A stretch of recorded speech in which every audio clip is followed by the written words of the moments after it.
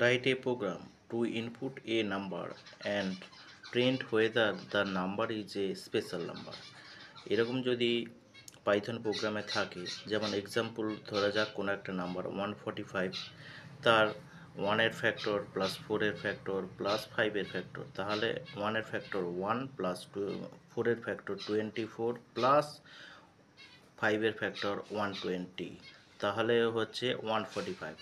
তাহলে যে নাম্বারটা ইনপুট করেছিলাম 145, তার ফ্যাক্টরের সাম করলে আবার 145 হয়, অর্থাৎ এটি স্পেশাল নাম্বার।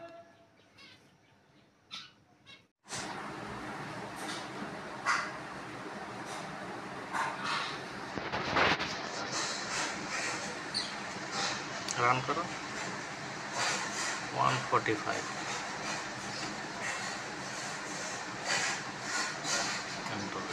এবার অন্য সংখ্যা দাও 148 দাও।